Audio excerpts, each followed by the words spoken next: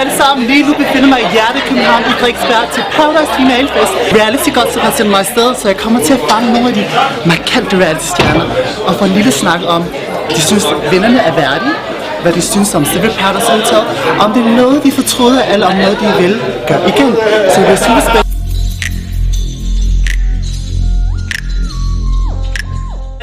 Så har jeg fanget Nadja, finalisten. Jeg synes, det er super fedt at være i finalen.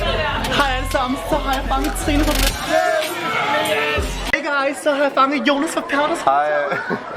Hvad så? Hvordan går det med dig? Det går super godt. Tusind tak, du spørger. Det er en dejlig dag i dag. Der sker mange ting. Hvordan har du med at ikke være i finalen? Det er jo rigtig noget lort. Det er det virkelig jo. Det er jo rigtig, og også fordi det var på sådan en rigtig uheldig måde, og det var lige op til finalen. Altså sådan, at jeg var også så tæt på at være med faktisk. Så det har været rigtig nederen for mig. Det er en ting, jeg undrer mig over. Ja. Fortryder du dit valg, at du smed din Paradise-kæreste ud? Altså, ja, selvfølgelig fortryder jeg det på grund af, altså jeg selv røg ud, men for at være helt ærlig, nej, det gør jeg ikke. Altså på den ene side, ja, så gør jeg, på den anden side gør jeg egentlig ikke, fordi at Lenny var i mine øjne vinderen. Altså han skal vinde det her, og han skal være den person, der skal vinde det her, hvis det ikke var mig selv. Og jeg kunne godt mærke til sidst, at mine chancer for at blive på det hotel der, den var så minimal, at hvis der var mig, der skulle ryge ud, og der var en anden, der skulle vinde, skulle det være Lenny. Så derfor vil jeg bare sige, at jeg vil odds alt på, at Lenny skulle vinde det her. Så man kan sige, ja, det har været en rigtig lort, at jeg blev smidt ud frem for Lenny til Tine.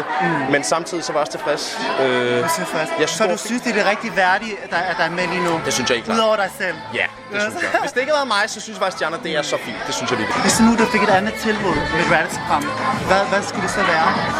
Robinson for eksempel. Robinson kunne være rigtig blæret. Jeg er en hulk, ikke? Altså, jeg er begyndt at få dem, ikke? Jeg er begyndt at komme, så det kunne sagtens overvejes. Sagtens. Robinson. Helt klart. Cool. Tusind tak for snakken. Selvfølgelig. Jeg håber, I får en dejlig finale. Tusind tak. Det gør vi helt klart. Vi skal være så fulde. Det gør vi. Bliver drunk. Vi skal lige huske en ting alle sammen her. Vi skal virkelig huske at gå ind og følge Reality Gods. De er de sejeste. Yes, thank you.